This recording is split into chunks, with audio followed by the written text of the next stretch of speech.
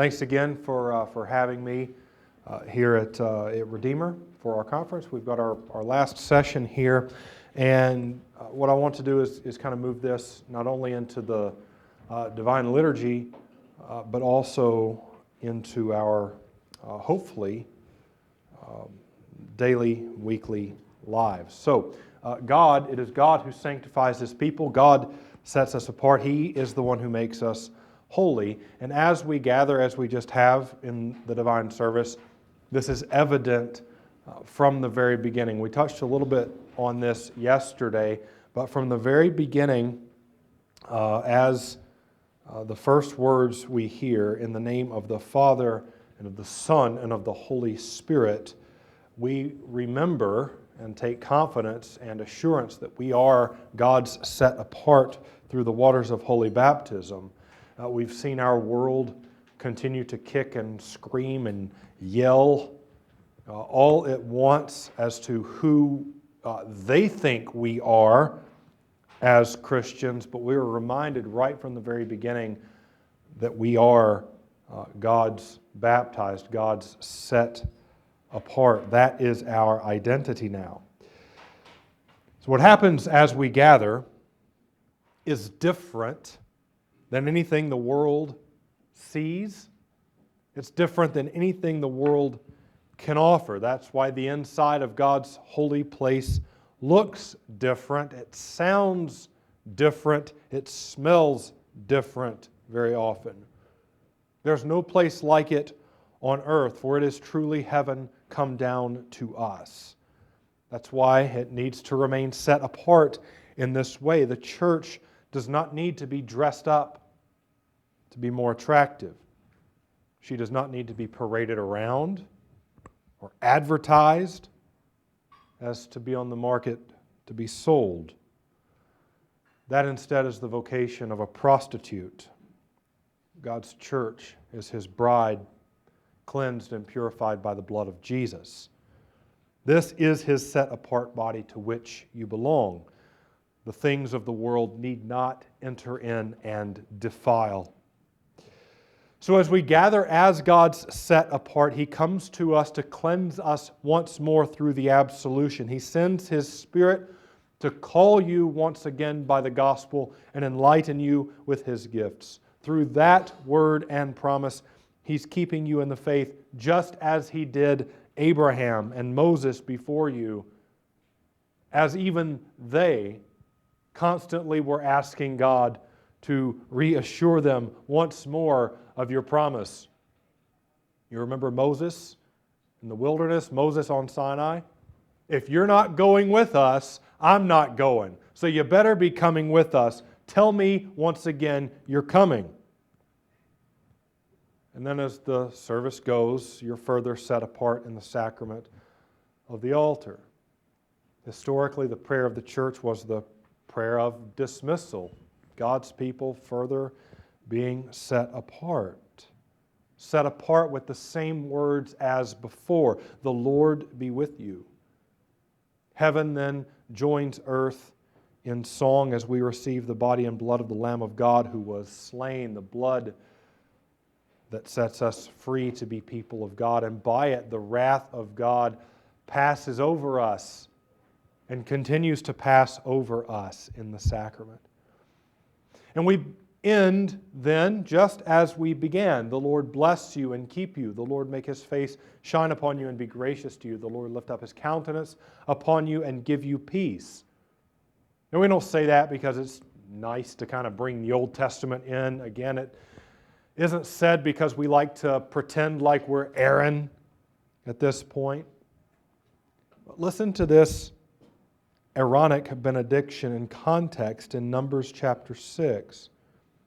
The Lord spoke to Moses, saying, "Speak to Aaron and his sons, saying, Thus you shall bless the people of Israel, and you shall say to them, The Lord bless you and keep you. The Lord make His face shine upon you and be gracious to you. The Lord lift up His countenance upon you and give you peace. So shall they put my name upon the people of Israel, and I will bless them. So shall they put my name upon the people of Israel." Just like we started is the same way we end. It's all about God's name. God's name upon you in your baptism. God's name upon you in benediction. It's God's own name written upon your foreheads and upon your hearts that mark you as His own, as His set apart and make you who you are. His holy, His sanctified. Now, I know the pandemic hit some places much harder than others in regards to lockdown and what, frankly, Babylon said you could or couldn't do as Christians on a Sunday. Now, I've talked to many pastors, as I'm sure you are, who lost the majority of their people to watching videos online. Or maybe they were already headed out the door and used this as an opportunity to not come back at all.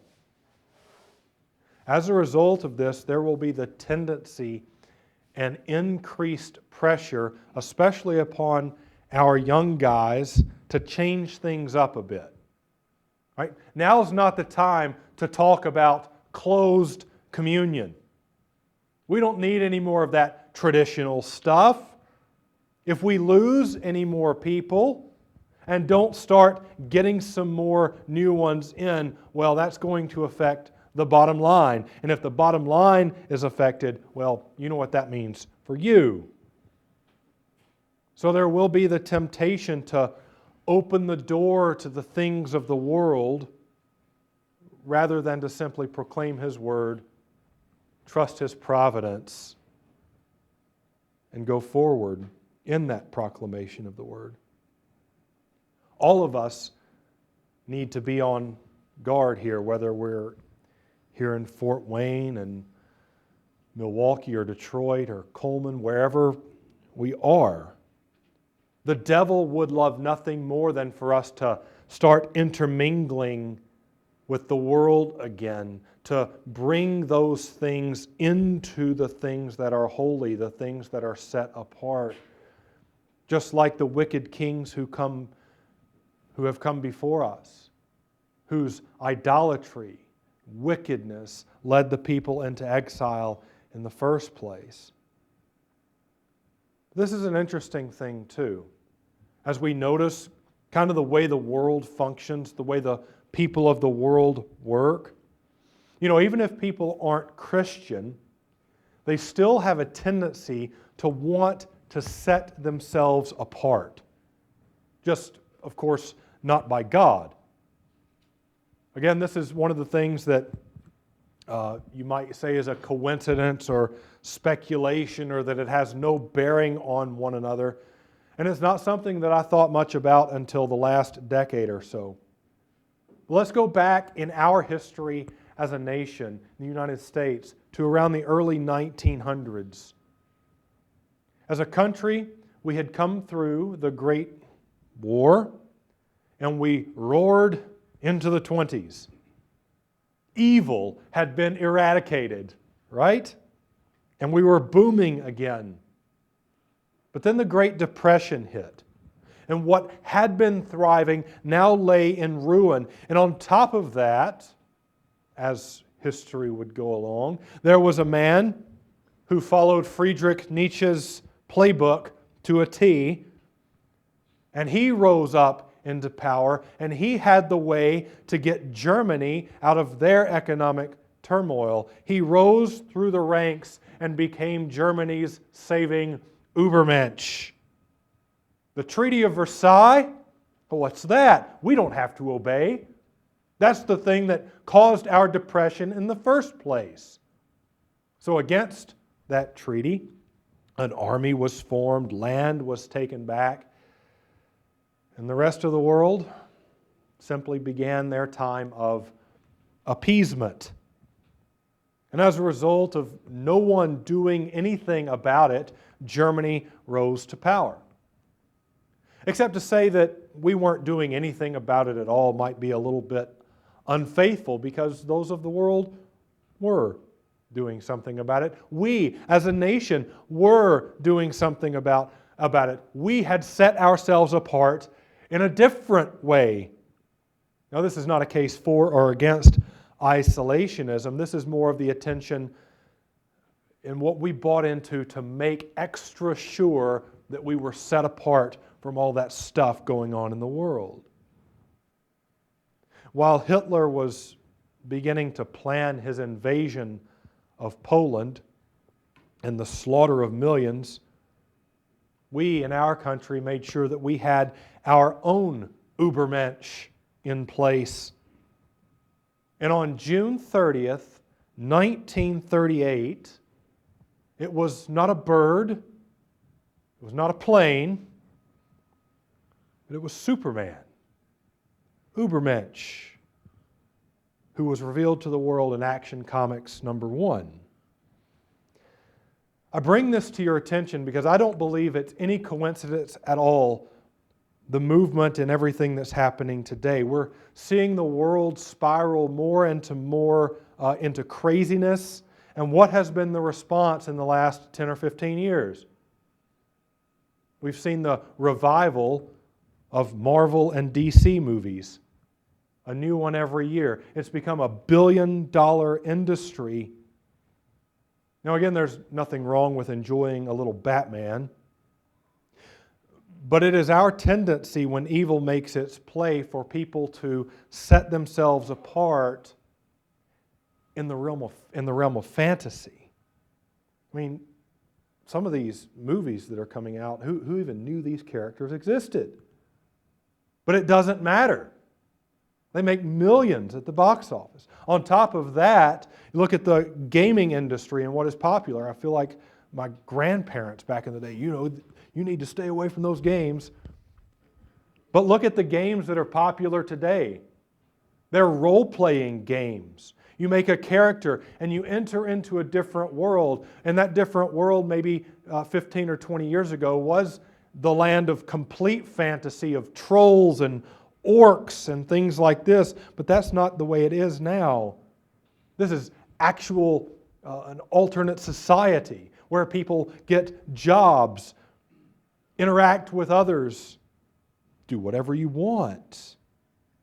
And then, on top of that, there are people who will sit at their computers and watch these other people sit at their computers and play those games.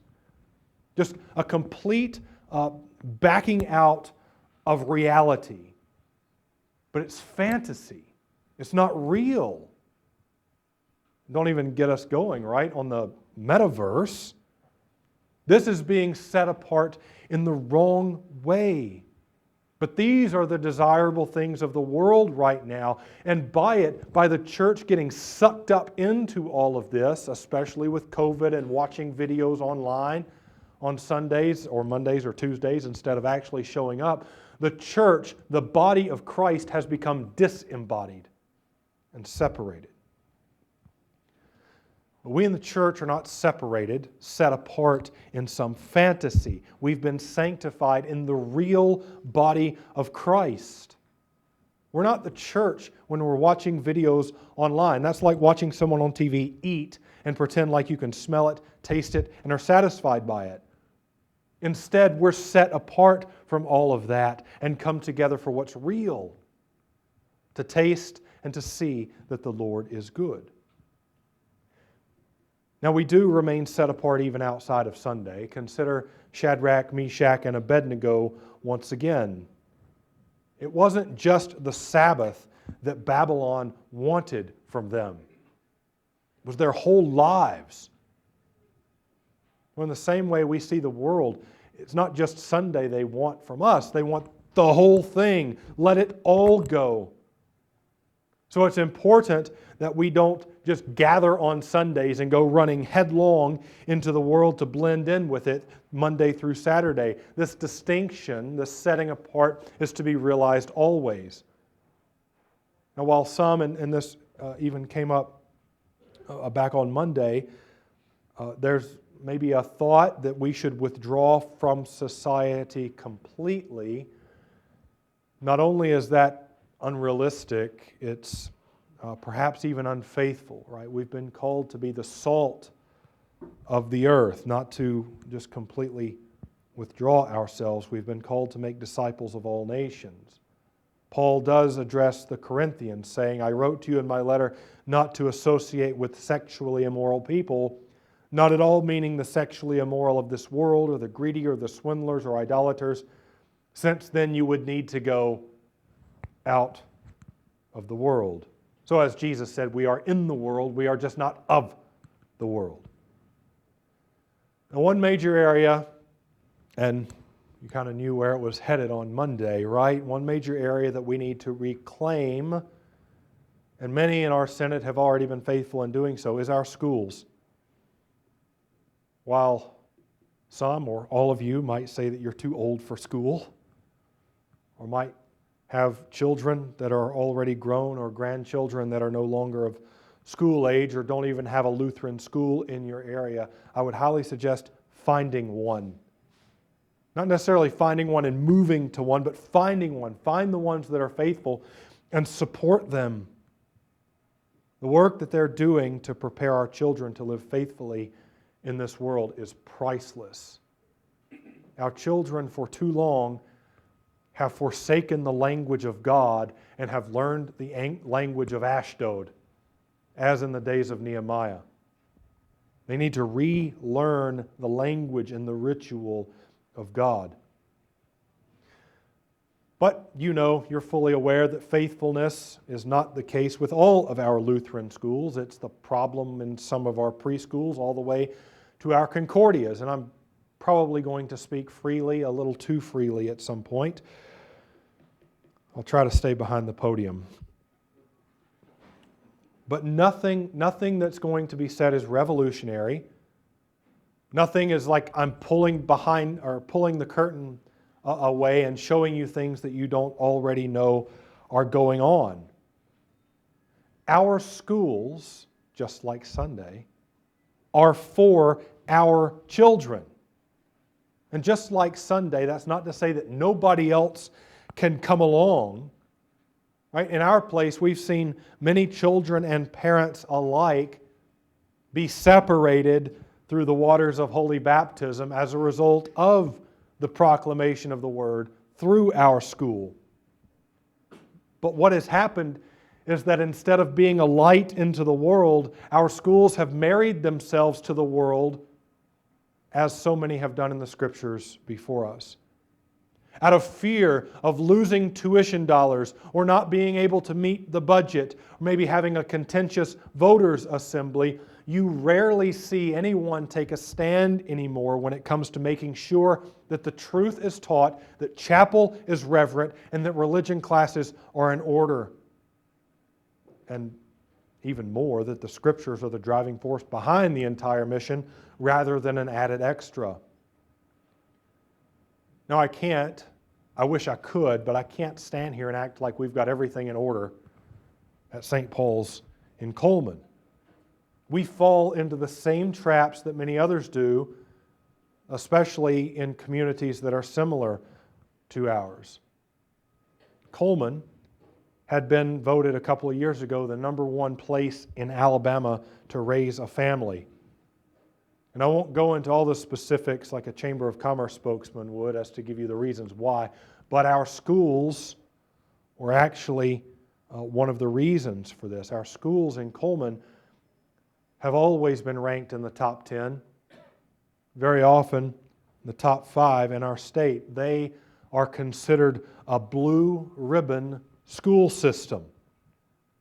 Now, St. Paul's sits right in the heart of old downtown, directly across the road from one of the other elementary schools. And from the standpoint of the community, that, not us, that across the street is the school to go to. That's where you make friends. That's where you not only learn to play sports, but you get to know the in crowd so that you're selected for the best teams. Publicly, you're doing a disservice to your children by not sending them there. And there's even another public elementary school in town across the tracks, teach the same thing. Everything is exactly the same, but it's still not the school. So parents will make sure that they live on the right side of town so that they can get into that school. So where do we fit in? Where did we fit in? Well, the sons of God saw that the daughters of man were attractive and began to take any as they chose as their wives. Even some within our own congregation, our own parishioners, will still see us as in competition with them. We need to be to their standard. We need teachers like them. We need activities like them. We need blue ribbons like them. Give us a king so that we're like all the nations. We became like the nations. So in days gone by, adjustments were made to become like them. They have the latest technology. We want that. They have all the sports teams. We need those too. You know, and as for you, you're a little heavy on that Lutheran stuff. You chant a little too much in matins. Don't you know that barely any of our students are actually Lutheran anymore, and only about a third of our teachers are? Ease up on the theology and the memorizing of the catechism and the matins. It'll turn them away. Now, what's interesting is that when we desired to be like them and made adjustments to become like them, our enrollment never increased. Our discipline problems did. Enrollment didn't, though. But why would it? We were no longer set apart. We had no identity. The school day became a free-for-all with no structure to it.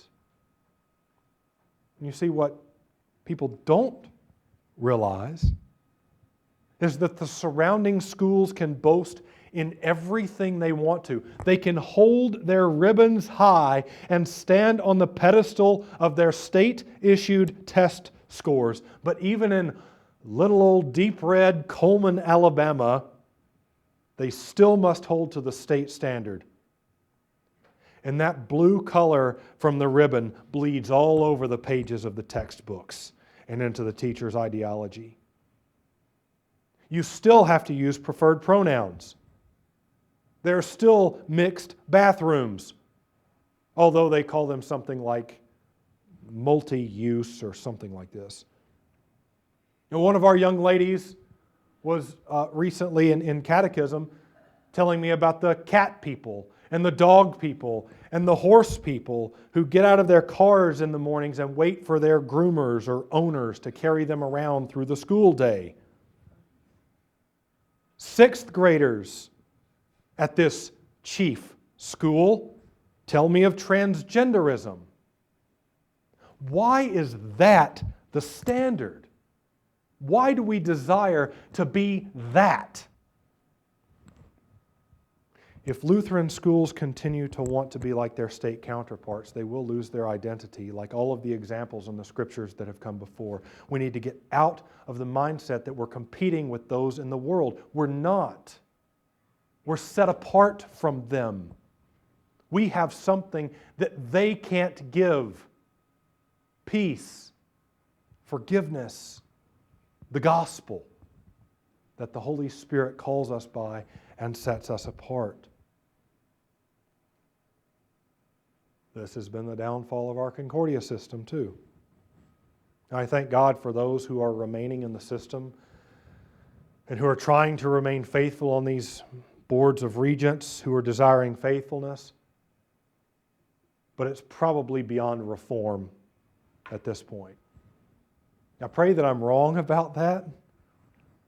But look at the system in the last 3 to 5 years. Why all the closures? Portland. Give us a king like all the nations. Bronxville. Give us one too. And where was the opposition? Few voices were out there. But most simply disappeared into a fantasy world and acted like it was no big deal.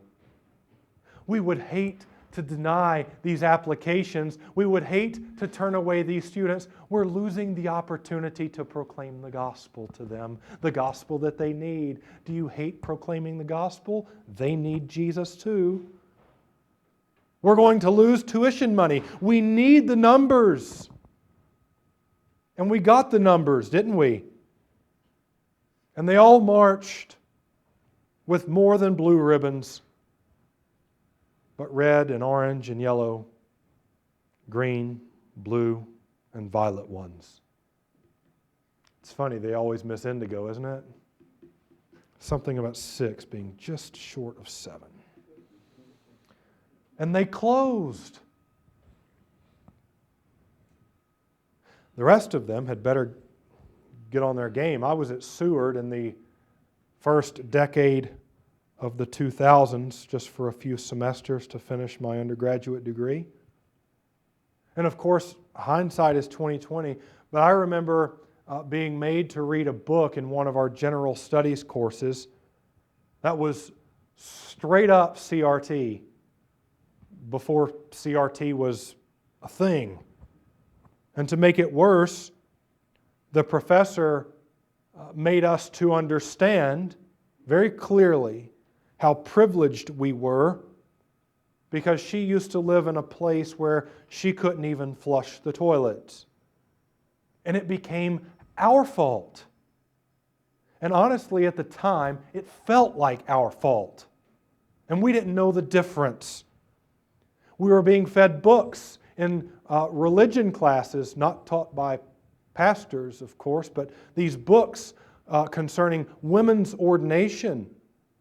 And that this was the future of the Lutheran Church Missouri Synod. And if you dare say anything in class about it, you had hell to pay.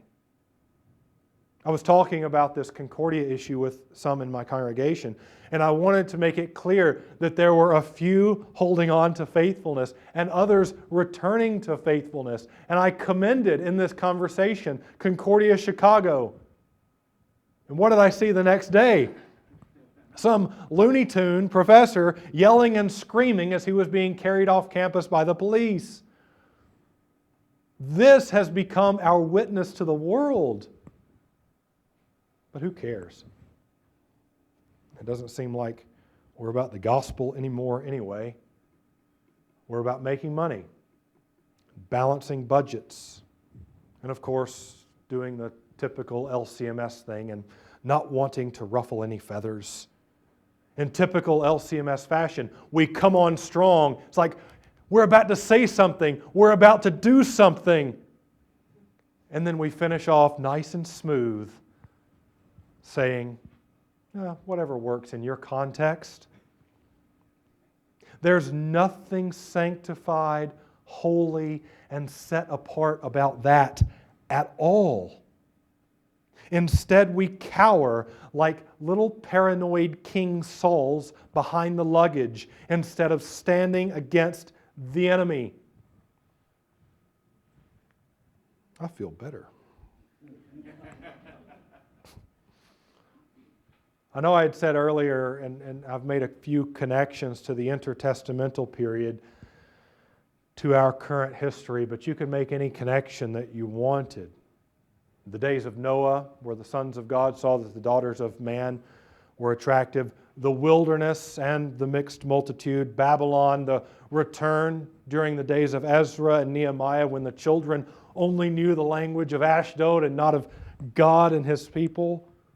The early church battling Gnosticism. Perhaps another topic for another time. But since I have referenced Daniel and Shadrach and Meshach and Abednego so many times already, let's maybe stick or shift to Babylon. And just like with Babylon, it's not this direct, outright, full frontal attack on us. What Babylon does is make itself attractive. Because Babylon needs you to work for the kingdom, to work for the empire, to make Babylon better. Oh, you can still talk about God, but this is the way you have to talk about God.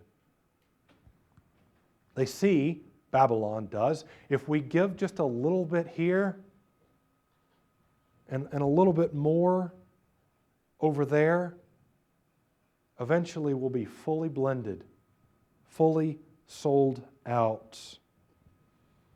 If you give a mouse a cookie, he's going to want a glass of milk.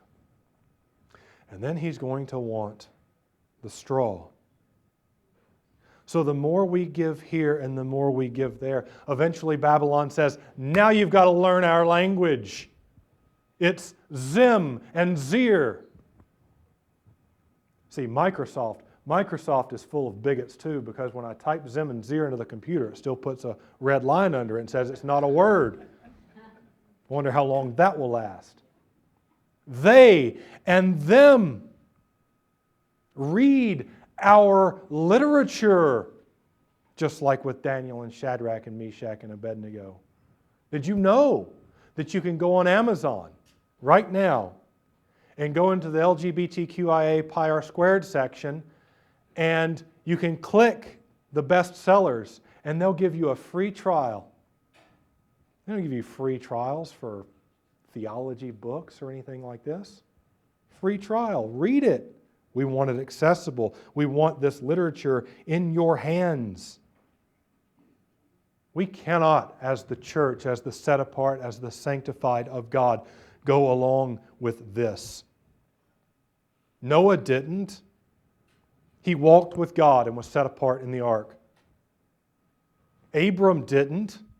You know, Abram didn't bring the theology of Babylon, of the moon god, with him into the land. He was set apart from that.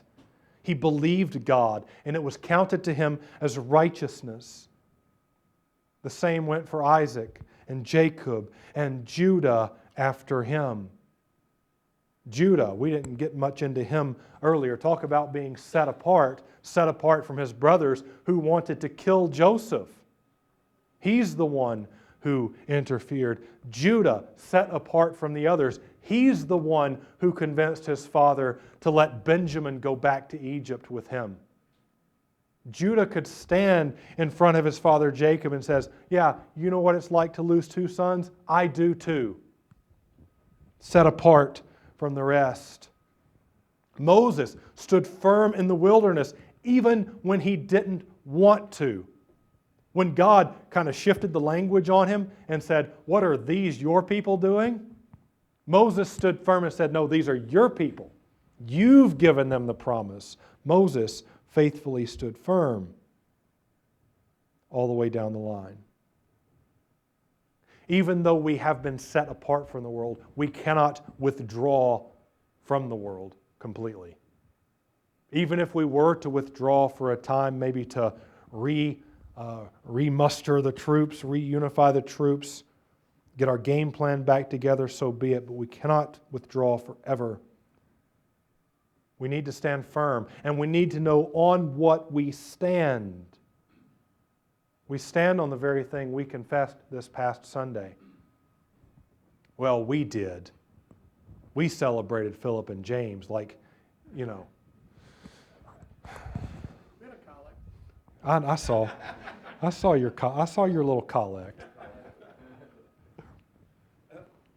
We stand. The epistle was written in Ephesians 2. We stand on the apostles and the prophets, with Christ Jesus himself being the cornerstone. You will either be joined together by that cornerstone, or you will be crushed by it. The Pharisees were crushed by it. Goliath was slain by it. But Israel was watered by it. And so shall we be when all things are new and the river of life flows once again. And we are delivered from the first and the greatest exile back into the new Eden, set apart forever from sin, death, and the devil. Look, we don't have to be antagonistic about this. We don't have to raise up zealots to go storming into the streets. We don't have to picket City Hall. We just need faithfulness. We need to quit worrying about pensions and pay raises. We need to raise up our children in the way that they should go. And if COVID taught you anything, it's that most people can work from home. So wherever people are, they need to find a faithful church and a faithful school. I know you're seeing it at Redeemer, people uprooting their lives and moving. We're seeing it in Cullman too. Start a school. And if you can't find one, and support it. Get on call committees and don't give up. If we've learned anything about being sanctified, made holy, set apart from the Scriptures, it's that just because you're set apart doesn't mean that the enemy gives up. Go back and follow those genealogies. Ishmael wasn't set apart from Isaac, or Isaac wasn't set apart from Ishmael, and then Ishmael just stays gone forever. I mean, his descendants were the ones responsible for taking Joseph into Egypt. And even that wasn't his end. Anyone for the Crusades? What about Esau? He didn't go off and live his happily ever after. His sons were the first enemy that Moses and God's people met outside of Egypt, in the Amalekites.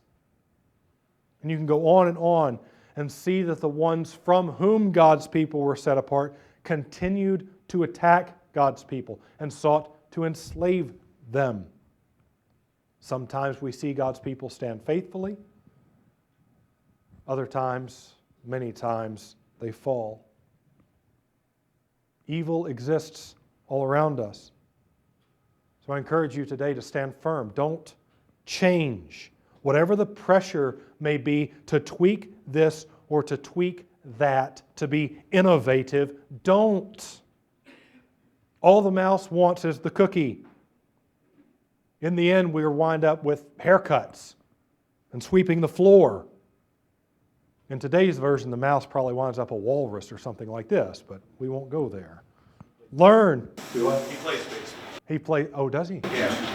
I saw that. Oh, in the actual book. Yeah. Learn from the Scriptures.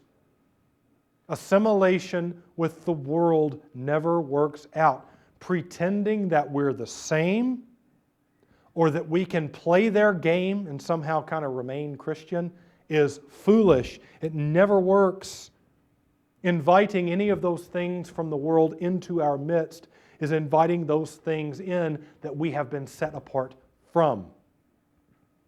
Instead, let's do what we do and do it well. Preach the gospel. Administer the sacraments. I know President Harrison wants us to be joyfully Lutheran, but I encourage you to be fearlessly Lutheran. The world needs what we have to give. It's peace. It's the gospel. It's complete Sabbath rest in Jesus in the face of a world that seems to be spiraling out of control all around us.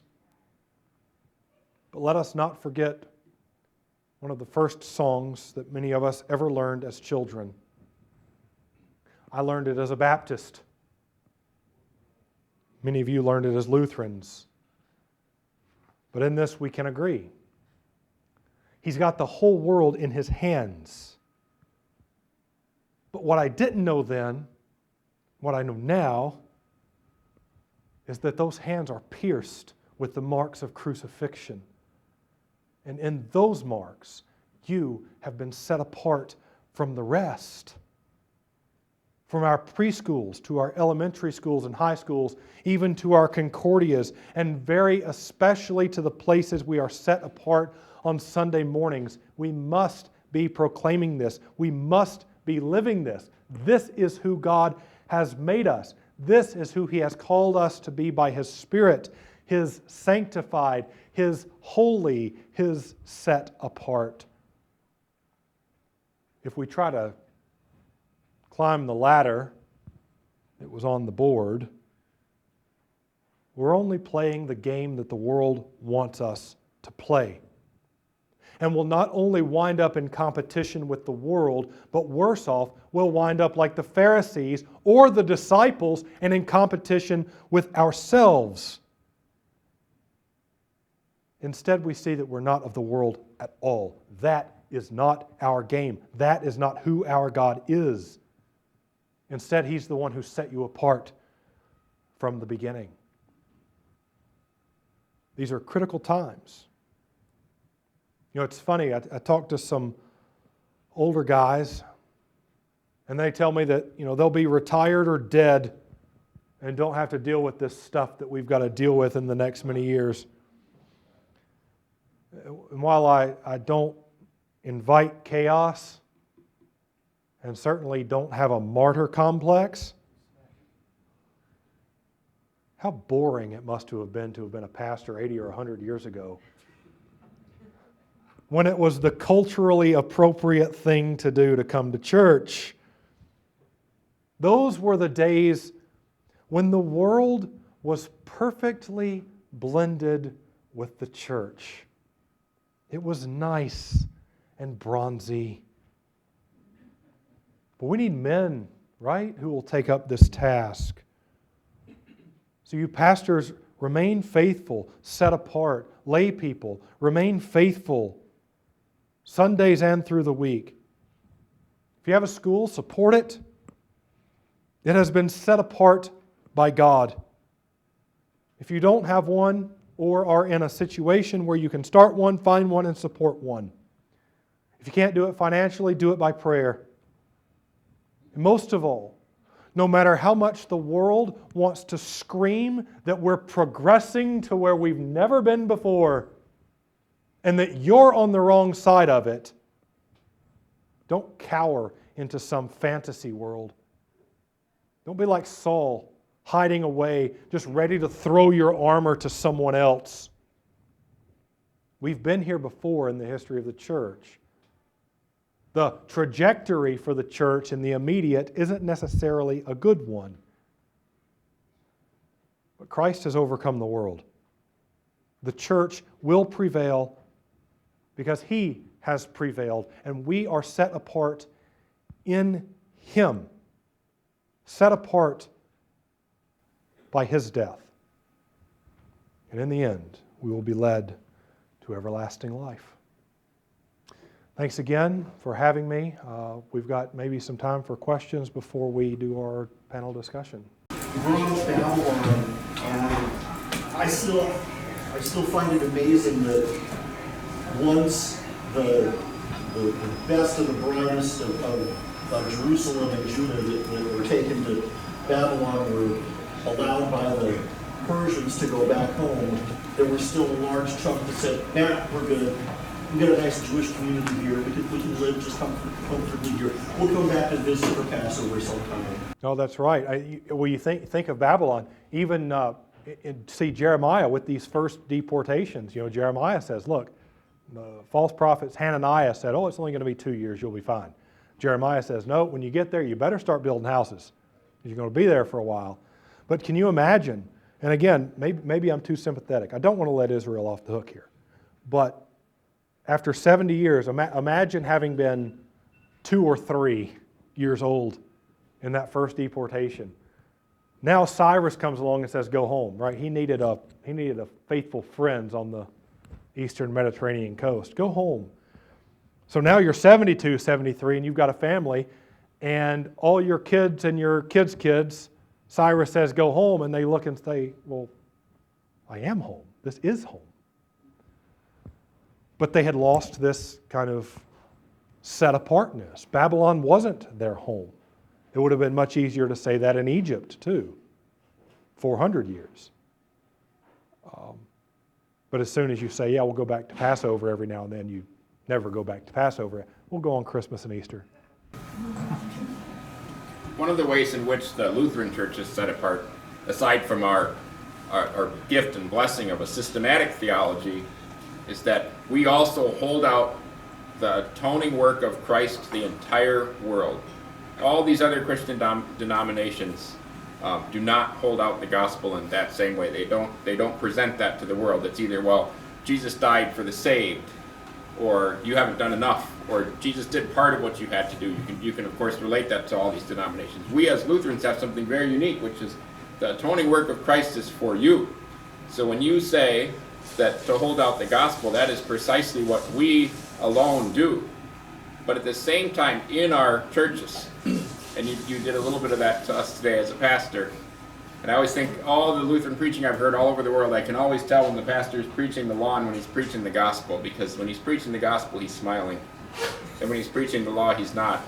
But it's time to also preach the law in our congregations so that people recognize that the mission of the church is to preach the word and administer the sacraments, and their mission is to go into the world and share that holy gospel. We, so often as parishioners, as a layman, and I've seen it happen, we say, well, Pastor, that's your job.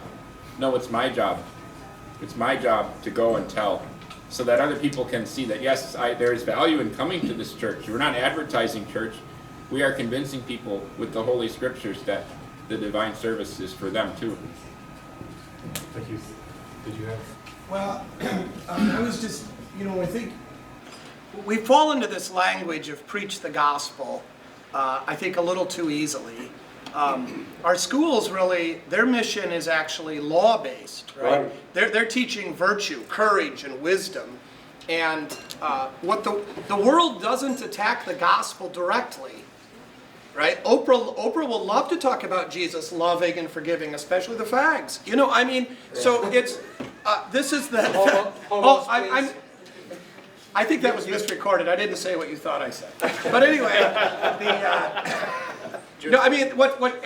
if you look, even like when you're talking, right? I mean, the points of distinction are actually in the goodness of the order that God has created and what we need to embrace. So we need to be unashamed of the law, Right. and recognize that the law sets us apart because it is God's eternal will and it is good. And it isn't just some sort of oppressive accusation, burden sort of thing, right? Our school does not exist to preach the gospel.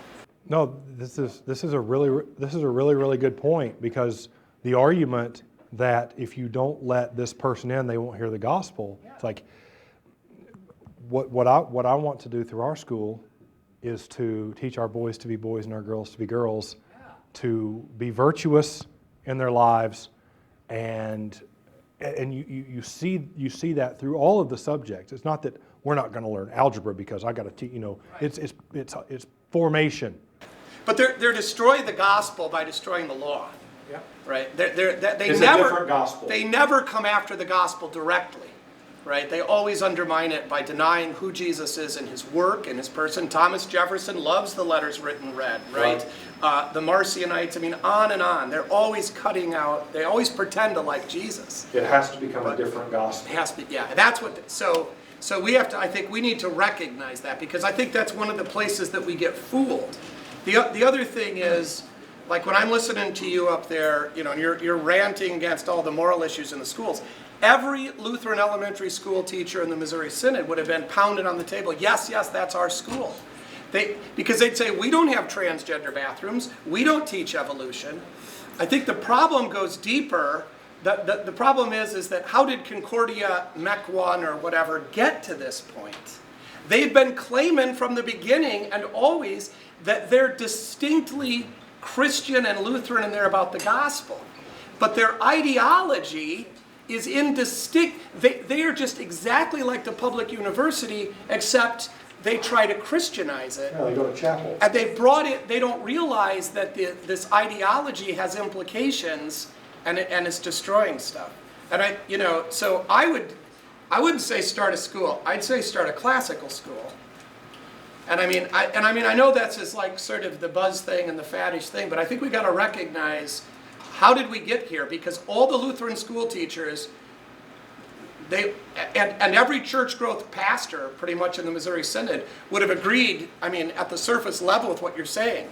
But then how did they get there? Right. They're like, look, we don't teach evolution, we just sing Amy Grant songs. And Amy Grant songs are Christian. They have no impact, there's no false doctrine in them. Yeah, well, there's no true doctrine in them either. Right? So they're not actually rigorous, they're not actually teaching, and that ends up, I don't know if that's... Yeah. So we've got to go a little harder. We're going to be controversial, be controversial. You need another... I think that's a very important distinction worth underscoring, because for decades, the Lutheran Church Missouri Synod emphasized so importantly the importance of telling about Jesus. And this infected our schools so much that became the operative thing in our Lutheran schools. Ultimately, to be telling people about Jesus and to be learning about Jesus, that was the crowning thing of our schools, but it's not. Right. That is the business of the church. This distinction between the two kingdoms applies between, ultimately, the church and the school. And I think that's well worthy of underscoring. I think that would help us, and that's why the classical school is such a good thing. I think that's absolutely critical. Right. We've recognized this in Cullman. You know, we're beginning to shift in the fall because the distinction wasn't there. I mean, but on the surface level, Right. you would, and the argument against is, oh, we are different because we sing matins, we do this, we are smaller classes, safe, we are different, but ultimately,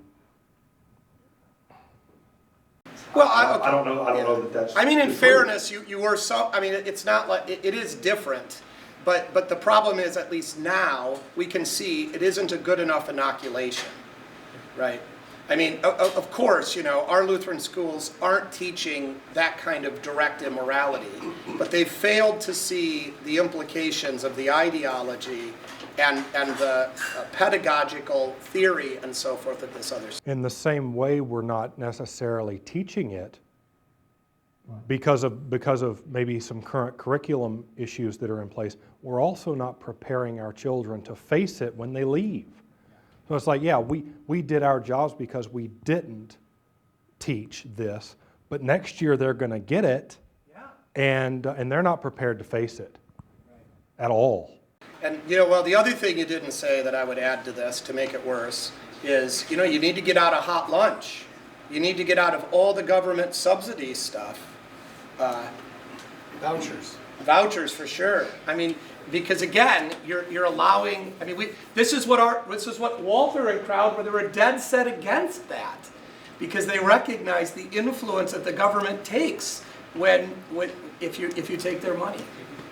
So so I like what you're saying. Everybody needs to make sacrifices on this. We got to stop thinking about payroll and pensions. The teachers have to make sacrifices, but they shouldn't make it alone. Right. The parents need to make sacrifices, and the congregations need to make sacrifices. We can't just take the government money, and we've got to do things differently to be set apart. Now, would you push that further and say that we should revoke our own 501c3s? No, but we don't get Why? I mean, that's a government handout. Well, That is something that they can use. That's true. To thumb and press. And well, yeah, but I mean, this is always sort of the. I mean, this gets into sort of well, you should answer it. I'm sorry. You're the one that's already started on the trail of controversy. I mean, there is a think it's distinction between. Something we should discuss. I agree, but I do think it is. I do think it's a legitimate distinction between saying I'm going to utilize the tax code and not pay more taxes than legally required, as opposed to saying I'm going to take a government handout, right? I mean, it is something about saying I'm not going to just hand over cash from my pocket as a donation to the government that the government doesn't require because it has its own. Look, if it was up to me, we'd have a flat tax because that would be just. It wasn't my idea to have this idiotic tax code, but I'm not going to pay more than I'm not going to give the government more taxes. But at the same time, we didn't take the payroll thing from the government. No. I mean, But I'm not how going many, to. Right. how many I think that's tailor what they speak? Well, that's right. Because Then you gotta, of jeopardizing that. Yeah. No. Or how And many that's in a our problem. pews do? Well, and I mean, during COVID, we were threatened with that. No, that's right. I mean, this was when shut down or else. Yeah. Well, we're going to be fined. Yeah, Right.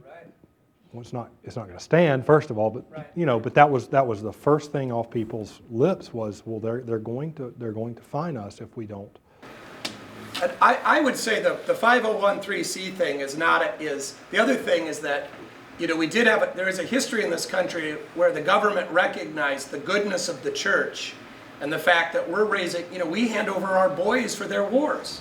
You know, we produce actually virtuous citizens that are beneficial to the government, and they recognize that. That's why they weren't doing But this we're because not they now. liked us. Well, They don't want to be there. Yeah, we just produce the bigots. yeah, well, and that's why they might take it away from us. And I mean, they could do that. I mean, you know, or they can try, and I mean, we could decide how to respond. But I mean, you know, we can open up our borders and let Putin have us. I mean, if the government decides, but. Well, we're 501c3 not because we're churches, because, I mean, the Clinton Foundation is a 501c3. We're 501c3 because we're a not-for-profit organization, and we shouldn't surrender that. No, I wouldn't. Just for the sake, you know, and now if it comes to that, if they start coming after 501c3s, the Clinton Foundation and the churches, if we don't, if try to force us to compromise our beliefs, then the time will come for that. But I think we might be losing focus if we say, hey, let's throw our 501c3 away just to show them, you know. I mean, Take but our money, we'll show you. Take yeah, our money. you bring this up. These are all, you know, everything eventually is tied together in this way, and we've got to be ready. We've got to start having these discussions about if, when, what. Yeah. Yeah, because I do think it does speak to the problem of sometimes we worry about the wrong things as pastors too. And so how many, you know, you do still wonder how many churches closed down because maybe they did fear having their tax exempt status removed, and how much does that affect what is coming out of the pulpit. So I don't think it's a moot point by any means, and I think it still does show how being under the thumb of the state in that way does affect what happens in our churches. And so instead of worrying about things like closed communion or what we're actually preaching and teaching or the conduct of the service, we're worried about whether we're going to lose our tax exempt status.